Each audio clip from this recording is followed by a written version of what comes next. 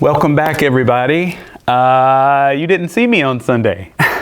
So this is not a postscript to a sermon that I preached on Sunday, but I am happy to be back in this chair speaking with you following a little vacation to Texas, a few miles south of London, Ontario.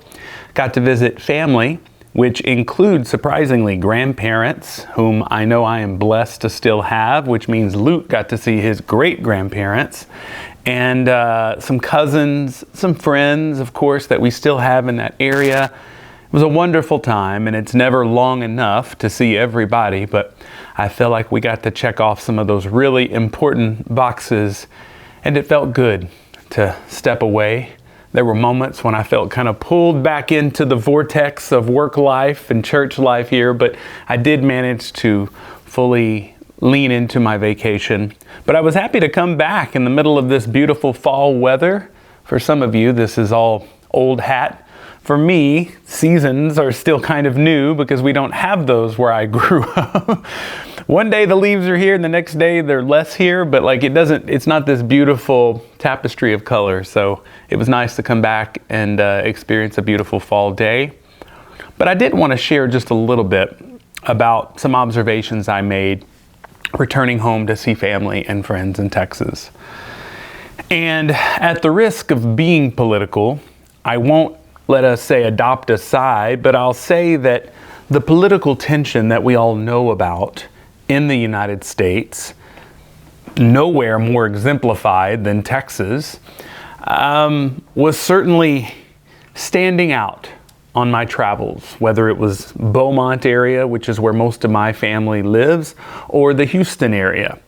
You saw the signs, you heard the words, you heard the language, there were clips, and there's just something in the air there besides the smog and the pollution, which of course, unfortunately, permeates the Gulf Coast. Another observation I've made on trips that I've taken to that area, which saddened me greatly. But there is, I think, a kind of distractive potential to that tension. And let me say a little bit more.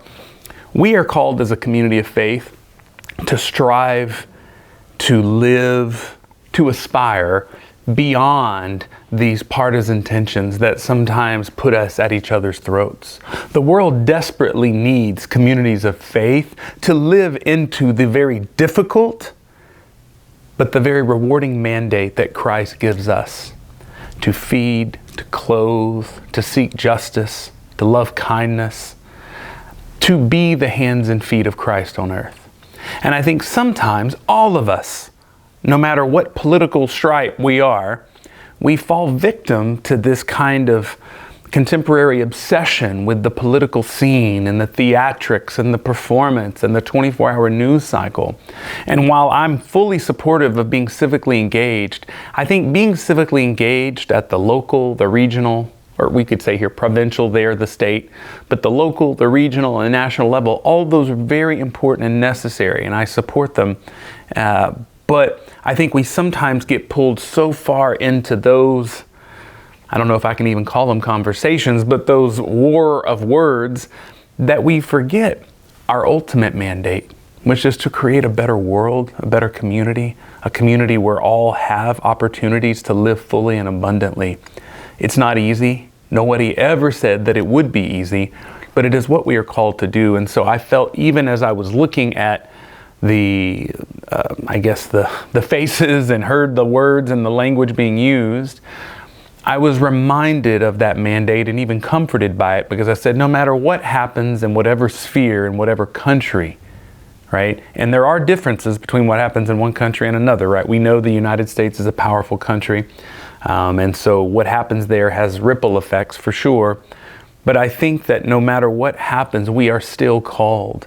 The church was born in the midst of occupation and tumult and conflict and war and persecution. So we are called, just like the first century communities of Christ followers, to live into that exhortation, to faithfully live out our call as Christians. So I invite you to consider what that looks like in a world that is changing at an ever increasing speed, and a world that sometimes leaves us completely disoriented, maybe even a little bit despairing, know that you are guided and accompanied by the God that is always with us and that invites us deeper into that relationship, grounds us, and comforts us in the midst of all that we see and experience. So I pray that you go with that this week. Take heart. We are here. We are doing a good thing, and we will continue to do that. See you next week.